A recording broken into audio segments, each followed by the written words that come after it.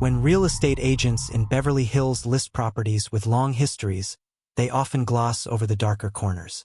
But if you speak with the right neighbors, or the man who used to trim hedges along the stone driveway, they'll tell you that the old Coburn estate, the one tucked behind sycamores on Loma Vista Drive, was never quite the same after James died. James Coburn passed away in 2002. He lived in that house for over 2 decades, a rugged actor with an esoteric spirit. He was known for meditating at odd hours, keeping to himself, and collecting Eastern art, particularly Buddhist statues and masks that lined the walls of his private study. The home was peaceful, yet oddly severe. Even friends who visited noted an energy in the place that was hard to define. The property sat dormant for nearly 8 years after his death. Several developers considered gutting the mid-century house, but no deals went through. One investor even claimed he heard chanting in the primary bedroom at night. Eventually, in 2010, the home was purchased quietly by a couple from Oregon, Jonathan and Elise Morrow. He was a music producer. She was a yoga instructor who had a fascination with restoring energies. They thought it was the perfect space to renovate, meditate, and start over. First, it was peaceful. Elise claimed the house had a dormant soul, like something that had been asleep for a long time. She even felt a sense of calm when she stood barefoot on the stone floor of the meditation room Coburn had designed himself. The statues, left behind by the estate, seemed to watch over her. But Jonathan began feeling uncomfortable almost immediately. He told Elise that the house had cold spots, particularly in the hallway near the master suite. He began waking up at 3:33 every morning. First, he laughed it off. Then it became routine. He also started hearing whispering in the night, like a conversation happening just outside their bedroom. When he checked, the hallway was always empty. Elise said it might be his nerves or something residual from work, but he wasn't convinced. 2 months into their stay, contractors began renovations in the garage. During demolition of a false wall behind a set of wooden cabinets, they discovered something strange: a narrow room, not on any blueprint. It was windowless and soundproofed. Inside was a single chair facing a statue of a wrathful Tibetan deity, its fangs bared, eyes bulging, one hand raised in a threatening gesture. Elise was shaken. She felt the statue was watching her. Jonathan demanded it be removed from the property immediately. But the workers, 2 men from El Segundo, refused. One claimed he touched the statue and later broke out in a rash that wouldn't heal. The contractor quit the project that same week. Around this time, the Morrows began fighting. Elise accused Jonathan of drinking again, something he swore he hadn't done in years. He seemed disconnected, exhausted, often staring at himself in the mirror for long periods. He once told her, "Sometimes I don't recognize who's looking back." One night, Elise caught him standing in front of the bedroom mirror at 3:33 a.m., whispering to himself in a voice that wasn't quite his own. When she called his name, he didn't respond at first. Then he turned, smiled faintly, and said, "I was just rehearsing a monologue." But Jonathan hadn't acted a day in his life. The mirrors in the house began to reflect things that weren't there. A man in a black turtleneck, sometimes seated in the corner of the living room. Smoke curling behind him, though there were no cigarettes or ashtrays. He never moved, just stared. Elise found something in a hidden drawer of Coburn's study, an old reel of 16mm film. No label, no canister. She took it to a friend in Los Feliz who had vintage equipment and a screening room. The footage was grainy and silent. A long shot of the statue room, dimly lit. Then Coburn appeared, walking slowly toward the camera, stopping just a few inches from the lens. He stared, silent, unblinking. The screen went dark, and then another scene. Coburn, again, but this time seated in the meditation room. The camera panned to show a small flame flickering in the corner. Shadows danced around him, but they moved in ways the flame couldn't explain. It looked choreographed, intentional. Then the footage cut to black. When Elise returned home that night, Jonathan was gone. They found him 2 days later, sitting in the hidden room behind the garage, eyes shut, lips murmuring something no one could understand. He was dehydrated, nearly catatonic. In his hand was a page from Coburn's old notebook scribbles of Sanskrit, crossed-out dialogue, and the words, "No character is ever truly gone." The Monroes sold the house the following year and moved back to Oregon. Elise filed for divorce shortly after. Jonathan never gave interviews, but neighbors said he refused to speak about his time there. He kept the Buddhist mask, though, mounted it on the wall in his new apartment. Since then, the house has gone on and off the market several times. Rumors persist.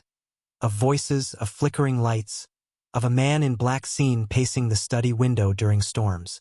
Some say it's James Coburn himself. Others think it's a role that never ended. Don't forget to subscribe and like if you liked this story. The house sat quiet for almost a year after the Monroes left.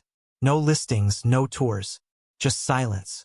The grass grew long, vines crept up the stone pillars at the front entrance, and the mailbox began to sag from rust. Passers-by sometimes mistook the property for abandoned, though at night, from the street, you could occasionally see a light burning in the upper hallway window despite the electricity having been shut off months earlier. In late 2012, it was quietly purchased by a man named Harold Klein and his younger sister, Rachel. They weren't wealthy, not in the way previous owners had been. Harold worked in insurance law.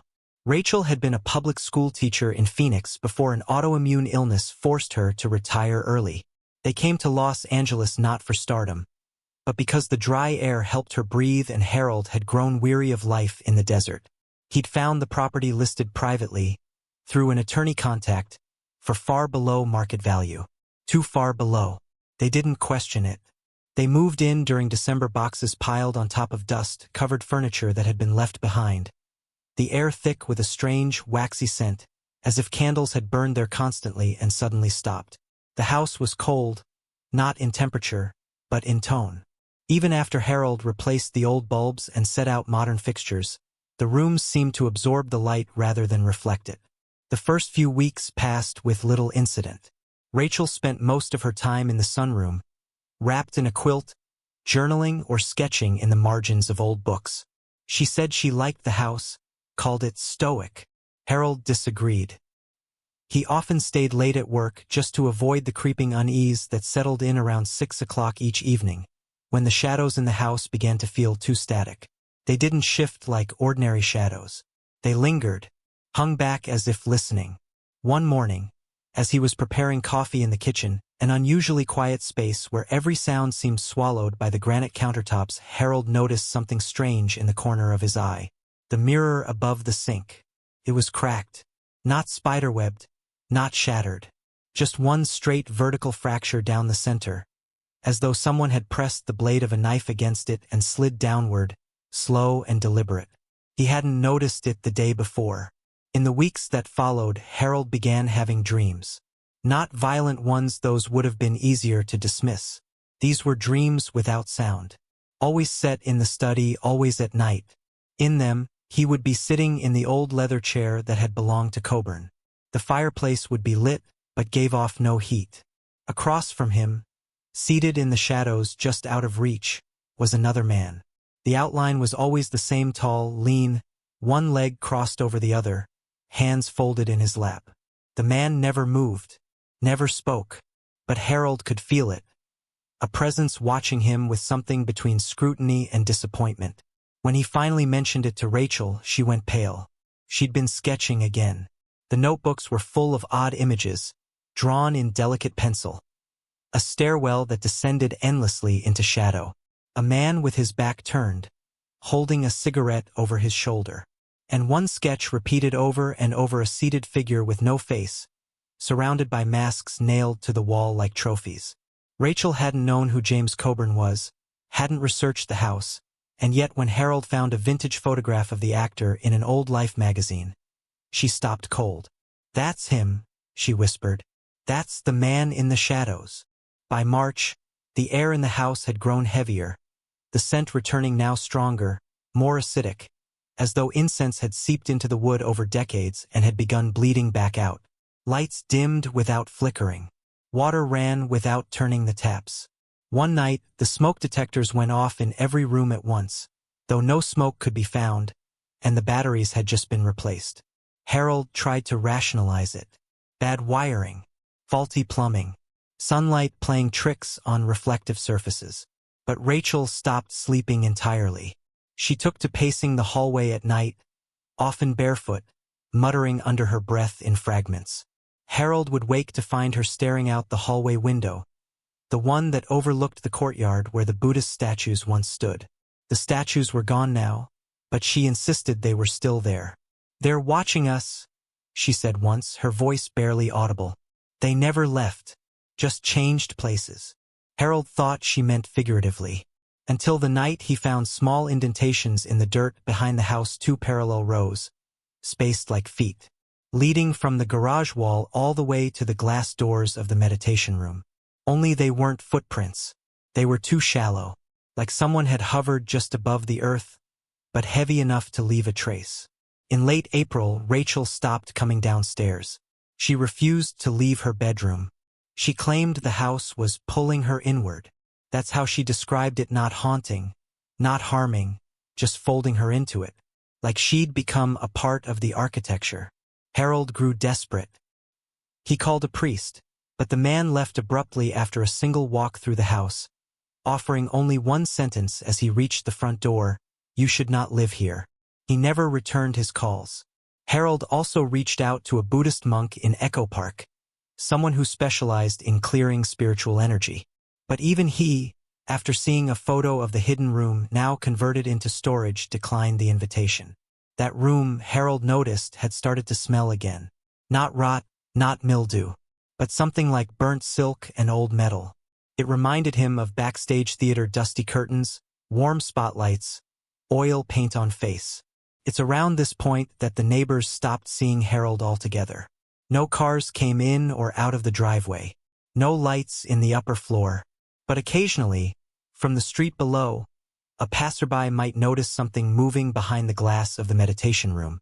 Not a person, just movement, like a curtain swaying when there was no breeze. One neighbor, a woman who walked her dog past the house each morning, swore she heard a man's voice just after sunrise one Tuesday. She described it as gravelly, low-pitched, but oddly calm. He was speaking as if to an audience. Only there was no audience. And the room he was speaking from had been empty for years. The front lawn had gone wild by early summer. The vines on the columns began snaking their way around the upstairs balcony, twisting into shapes that looked eerily like hands, thin, curling fingers frozen mid-motion. Rachel had taken to drawing them, filling page after page with graphite sketches. She no longer used words in her journals. Just pictures now, some of the vines, some of eyes. Always open, always watching. Harold, who once trimmed the bushes every other Sunday, no longer noticed them at all. His days blended into evenings without warning, the sunlight falling in odd slants through the upper windows. He would sit for hours on the floor of the meditation room, hands clasped around his knees, staring at the patch of tile where the statue had once stood. He kept trying to remember what it looked like exactly, the face, the expression, but his memory betrayed him, slipping in moments of Coburn's old film roles instead. The sly grin, the raised eyebrow, that unmistakable gravel voice murmuring dialogue in the back of his mind. Sometimes it wasn't clear anymore whether those scenes were memories or dreams. One night, around 3 a.m., Harold heard the house breathe. Not metaphorically, not the creak of old pipes or the distant hum of the fridge. It was a low, slow exhalation, warm, almost human, coming from the staircase. The house seemed to sigh, like something ancient just below the floorboards had woken up and remembered it had a mouth and lungs. He stood at the top of the stairs, paralyzed. Below him, the living room was dark except for the faintest orange glow, just enough to cast the outline of the couch, the edges of the bookshelves, the framed movie poster of Affliction that Coburn had once hung beside the fireplace. But someone was sitting on the couch. Not Rachel. A man, tall, body angled toward the fire that wasn't there. He was barely visible in the shadows, but Harold could see the silhouette of crossed legs, one arm draped casually over the backrest. A cigarette burned between 2 fingers. The ember glowed, dim then bright, like a signal. Harold whispered down the stairs, "Hello." The cigarette froze. The glow dulled. The figure didn't move, didn't even lift its head. But a voice answered, calmly, from the dark. Line, please. Harold backed away slowly, step by step, heart pounding. Upstairs, Rachel's bedroom door was open for the first time in days. Light spilled from inside, too bright, almost golden, like a theater spotlight trained on a single point. He stepped in. The room had changed. All the furniture was gone. The carpet had been torn up, the walls stripped to the studs. There were no lamps, no curtains, no evidence that anyone had lived there. Yet Rachel stood barefoot in the center of the floor, facing the far wall, her back rigid, arms at her sides. The same golden light poured from somewhere behind her, not from the ceiling, not from a lamp, but from the air itself. As if a curtain had been lifted between dimensions, and a spotlight from some other world now illuminated her. Rachel, Harold asked, stepping toward her. She turned slowly. Her eyes were wide and glassy, her pupils dilated. She wasn't crying, but her cheeks were damp. She didn't blink. I found the theater, she whispered. Harold frowned. What do you mean? Her lips trembled, like she wanted to say something more, but couldn't. Instead, she stepped aside. Behind her, drawn directly on the drywall in thick, uneven charcoal strokes, was a stage rendered in obsessive detail. Curtains, footlights, an audience of masks. No faces, just expressions frozen in tragedy and glee. Front and center was a single figure, arms outstretched, body leaning forward in an actor's pose. It was him, James Coburn, only not from life, from dream, from memory, from something deeper. Rachel dropped her notebook onto the floor, and it fell open to a page covered in looping handwriting over and over, the same sentence. He never stopped rehearsing. He never stopped rehearsing. He never stopped rehearsing. Later that night, Harold attempted to record what was happening. He pulled out an old handheld camcorder he'd used years ago to film Rachel's 40th birthday. He began walking through the house, narrating in a whisper, documenting the temperature changes, the flickering lights, the faint hum of voices just beyond the walls.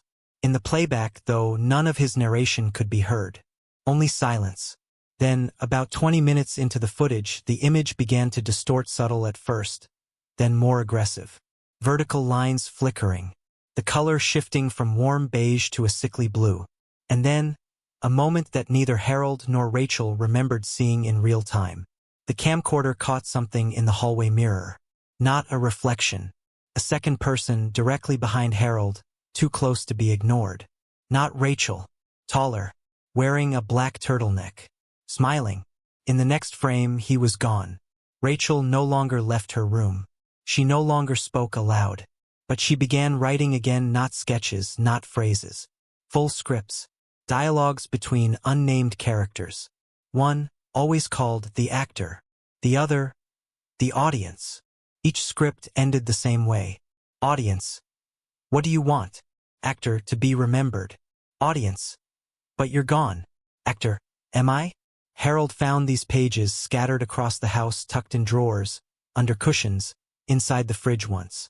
Always freshly written. But he never saw her write them. He began to wonder, was she transcribing or channeling? One morning, Rachel was gone. Her room was still open. Her journals were still there. The charcoal on the wall had been smudged by fingers, dragged down like someone had been pulled through it. Her shoes remained by the door. Harold called the police. They searched the house. No signs of forced entry. No signs of foul play. The case went cold within a month.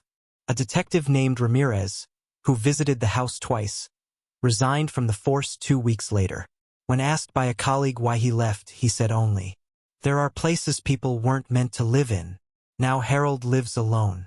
If he still sleeps, he does it during the day, in a chair near the back door, with the sunlight at his feet and the shades drawn tight. He doesn't speak to the neighbors. He doesn't answer the door. But at night, sometimes, those walking past the house can hear voices through the glass, soft, rhythmic, like a rehearsal, a monologue, sometimes laughter, sometimes silence. And on certain rare nights, when the moon is just right and the air smells faintly of old smoke, People swear they can hear someone clapping from inside. Just one person, clapping, slowly, as if the performance was over, or just beginning. Harold Klein was never officially declared missing, but he vanished less than a year after Rachel. His car remained in the driveway. His mail piled up. Inside the house, all the lights were on, every bulb burning, though the circuit box had been shut off completely. When police entered, they found no sign of a struggle. Just a chair in the meditation room, facing the wall. On the floor beside it, a single sheet of paper, typed, centered. One line. The curtain never falls. They searched the house thoroughly. Nothing. No blood, no prints, no evidence of where he'd gone. But in the small attic crawlspace, sealed with a warped wooden panel, they discovered something strange. A reel-to-reel film projector running on a loop, projecting onto bare insulation. The footage was grainy and silent. Just a man sitting in a chair on a stage under a single spotlight. He looked straight at the camera and smiled.